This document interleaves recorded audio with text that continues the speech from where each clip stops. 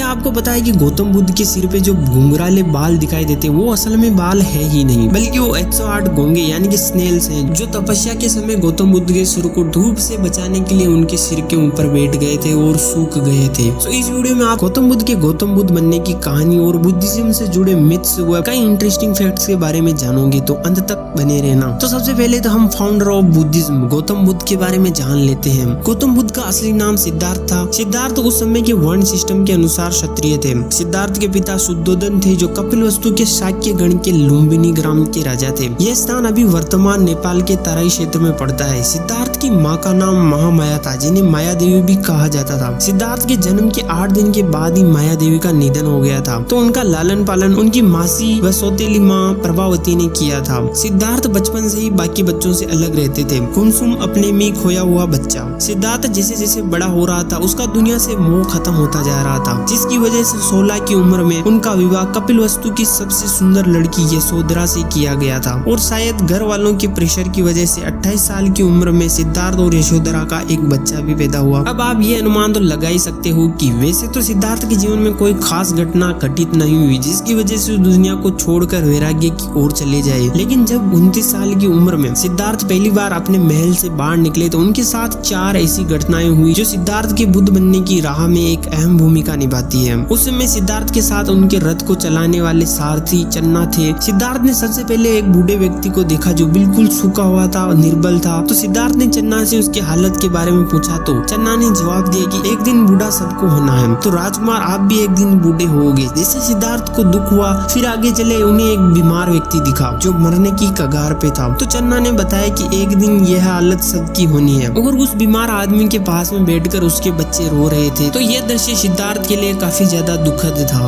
और फिर आगे चलकर सिद्धार्थ ने एक शव देखा जिसको शमशान घाट ले जाया जा रहा था। तो चन्ना के कुछ बोलने से पहले सिद्धार्थ बोल पड़े कि मृत्यु तो शाश्वत सत्य है। और इन 3 दुखद घटनाओं के बाद चौथी बार में उन्हें एक सन्यासी दिखा, जिसे किसी प्रकार का कोई दुख नहीं था, जिससे सिद्धार्थ काफी ज्यादा प्रभावित हुए। और जब वो वापस राजमहल लौटे, तो पीपल के पेड़ के नीचे ध्यान लगाने बैठ गए। जिससे चिंतित पिता शुद्धोदन ने एक पार्टी का इंतजाम किया, जिसमें कई सारी नर्तकियों को बुलाया गया और सिद्धार्थ को जबरदस्ती शराब पिलाई गई। और जब सिद्धार्थ को होश आया, तब आधी रात हो चुकी थी। और होश में आने पर सिद्धार्थ ने नजारा देखा, चारों ओर नग्न औरतें, शराब फैली हुई। इस नजारे को देखकर सिद्धार्थ वहाँ से निकले और अपने कक्ष में पहुंचे, जहाँ यशोधरा व उनका पुत्र राहुल सो रहे थे, जिन्हें सिद्धार्थ एकटक देखते रहे। और पुत्र प्रेम भी जब उन्हें नहीं रोक पाया, तो वो वहाँ से निकल गए और 6 सालों की कठोर तपस्या के बाद में बुद्ध बन गए। अब यहाँ बुद्ध जो शब्द है, दरअसल वो एक संस्कृत का शब्द है, जिसका मतलब सन्यासी होता है, जो पहले से ही चला आ रहा था। तो सिद्धार्थ के सन्यासी बनने पर वो बुद्ध हो गए। और गौतम का अर्थ मन के अंधेरे को हटाने वाला होता है। तो यह थी राजकुमार सिद्धार्थ के गौतम बुद्ध बनने की कहानी। लेकिन अब ये सवाल आता है कि क्या बुद्धिज्म एक रिलीजन है भी या नहीं। तो इसको समझने से पहले आपको रिलीजन की ट्रेडिशनल डेफिनेशन को जान लेना चाहिए। तो रिलीजन की ट्रेडिशनल डेफिनेशन यह होती है कि लोगों का ऐसा ग्रुप जो किसी सुप्रीम पर्सनैलिटी में बिलीव करता हो और उसकी पूजा करता हो, और उसकी पूजा के कुछ नियम हो, तो वो होता है रिलीजन। लेकिन गौतम बुद्ध किसी भी सुप्रीम पर्सनैलिटी में बिलीव नहीं करते थे, तो बुद्धिज्म कोई रिलीजन नहीं बल्कि नास्तिक लोगों का एक ग्रुप मात्र है। गौतम बुद्ध हिंदू धर्म में फैली वर्ण व्यवस्था की बीमारी से काफी ज्यादा दुखी थे। और इसके बारे में संपूर्ण जानकारी के लिए आप मेरा हिंदुओं के पतन वाला वीडियो भी देख सकते हो, जिसका लिंक आपको डिस्क्रिप्शन में मिल जाएगा। और साथ ही गौतम बुद्ध मूर्ति पूजा के सबसे बड़े विरोधी थे। तो क्या हुआ, लोगों ने उनकी ही मूर्तियां बनाकर उन्हें पूजना शुरू कर दिया। अब मैं आपके सामने इसका एक ताजा उदाहरण रखता हूँ, ओशो। आप ओशो को ही देख लो। ओशो एक नास्तिक थे और एक काफी अच्छे फिलोसोफर भी थे। तो लोगों ने उन्हें भगवान बना दिया, और ऐसा करने के पीछे का कारण धर्म को बचाना होता है। जैसा कि मैंने पिछले वीडियो में बताया था कि वर्ण व्यवस्था से तंग आकर गौतम बुद्ध के विचारों से प्रभावित होकर हिंदू तेजी से गौतम बुद्ध के फॉलोअर बनते जा रहे थे। तो फिर गौतम बुद्ध को ही विष्णु का 9वां अवतार बता दिया गया, ताकि इससे यह होगा कि जो बौद्ध बन गए थे वो भी एक तरह से हिंदू ही रह गए। और ऐसा होने के पीछे का पॉजिटिव कारण ये भी है कि हिंदू धर्म और बौद्ध धर्म का मोटिव 99% तक मिलता है। बस मूर्ति पूजा और वर्ण सिस्टम को छोड़कर दोनों आपस में काफी ज्यादा सिमिलर है। तो इस वीडियो में बस इतना ही। अगर वीडियो पसंद आया हो तो वीडियो को लाइक शेयर जरूर करना, और चैनल पर पहली बार विजिट कर रहे हो तो सब्सक्राइब कर देना। मिलते हैं अगली वीडियो में। जय हिंद।